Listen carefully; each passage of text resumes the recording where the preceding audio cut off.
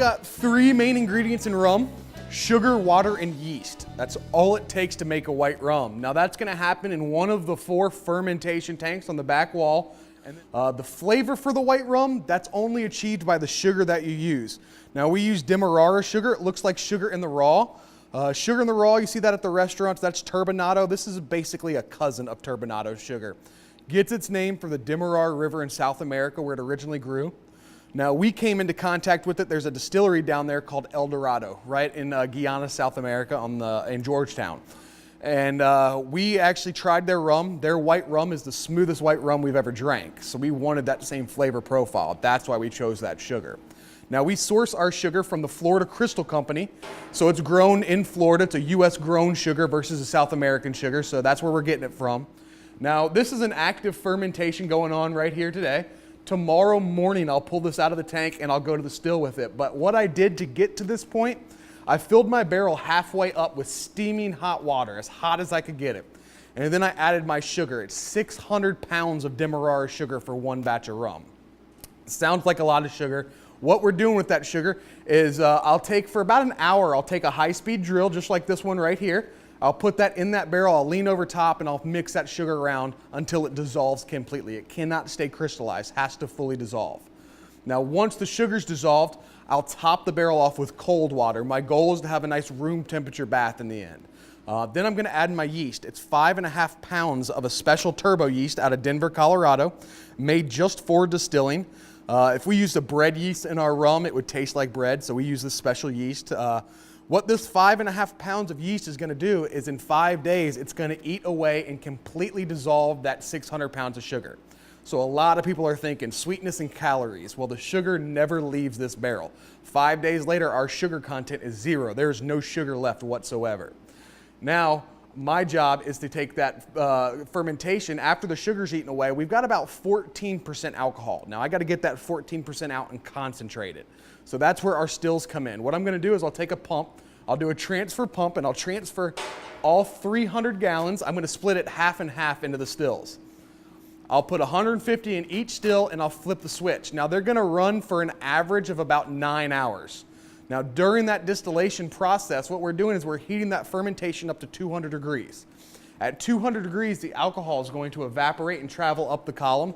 As it makes the turn to come back down, it's recondensed into grain alcohol and flows out of the tubes from both stills into a single stainless steel drum. Now at the end of that 9-hour day, we usually end up with about 50 gallons of 150 proof white rum. Now my job, I gotta get that 150 proof. It's a little hot, a little bit of a fire water there. I gotta get it down to 80 proof. 80 proof is where we serve our product.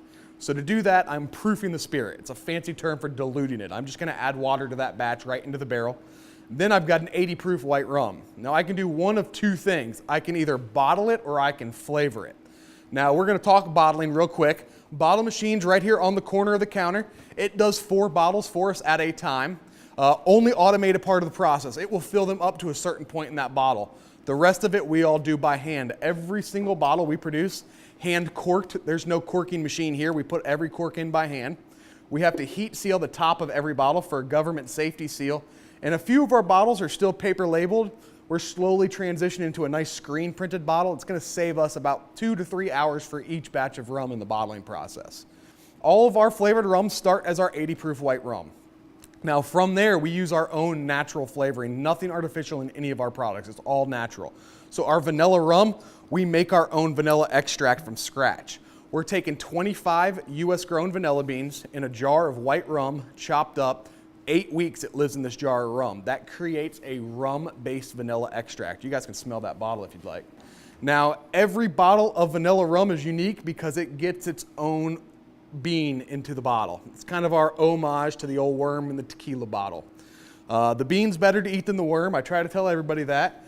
You can pull those beans out, you can eat them. We make homemade ice cream with them, save them in the freezer. I've got a freezer bag in my freezer full of old beans that I've pulled out of bottles. Our spiced rum is the only bottle of rum that I don't personally get to make here. Our master distiller actually makes that bottle himself. It's his secret recipe. I have never made it. He actually still kicks me out of the room here. There's a blind on the window. He'll close the blind, and then in his office is a safe that he keeps them all locked into. I've never seen him to this day. All I know is it's 9 ingredients in 9 bags and for 7 days they're gonna float just like a tea bag in the top of that stainless steel barrel. 7 days later, he'll pull those out, I'll filter it, then I'll go to the bottle from there for that product. Now that's our spiced rum, nice holiday feel to that one. I tell people Christmas in a cup. Out of our 7 rums today, we're gonna try 3 of them. I'm only gonna take 2 of them out of the mix. Our silver edition, basic white mixing rum, not intended to be sipped on, so we're not gonna do that one. Gold Reserve is a select small batch, takes me over a year to produce that product. I don't have enough to give out as a tasting to everybody that comes in. So what you will get, you'll have the vanilla and you'll have the traditional gold. Now this is the younger version of the Gold Reserve. This guy is 6 months in a Woodford Reserve double oaked bourbon barrel, where that Gold Reserve rests for a full year in the bourbon barrel. Now a little history on the barrel first. Woodford Reserve, their basic bourbon is a 9-year-old Kentucky bourbon. It's an amazing bourbon.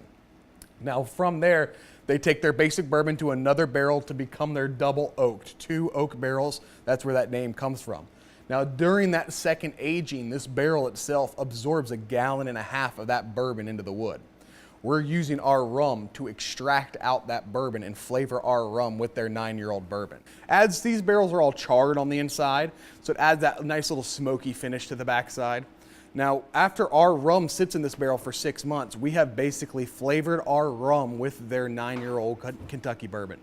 Our master distiller, Tony, he's from Kentucky. He wanted to bring those bourbon drinkers over to the rum world and rum drinkers over to the bourbon world. That's kind of where this product came from.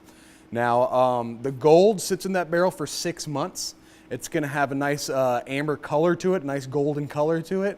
It's gonna smell like bourbon. It's actually gonna taste like bourbon, but it drinks like an aged rum. Very smooth on the backside and a hint of sweetness to it. I'm a bourbon fan. I love my bourbons. These are my 2 favorite products that I get to make here. Now the gold's in that barrel for 6 months. The Gold Reserve rests in that barrel for a full year. The big difference, Gold Reserve, nice oak and smoky finish on the backside, and it was intended to be sipped on the rocks or neat by itself. You're not mixing that one with another product. Gold Reserve, the other unique part of that is it's only sold right here in the building on property. We don't make enough to send to any of our distributors, so the Gold Reserve stays right here for us to sell right out of the building. And then our Fusky Fire, that's gonna be our answer to those other fire products on the market. Cinnamon, a pinch of cayenne pepper, taste exactly like a cinnamon red hot candy. So cinnamon candy fans love that one. And then for the coffee drinkers, we developed Kona rum. 50 pounds of medium roast Hawaiian coffee beans rest in the barrel for 2 full weeks. 2 weeks later, this is not a coffee flavored rum. This is a cold brew cup of coffee that we brewed with 80 proof white rum.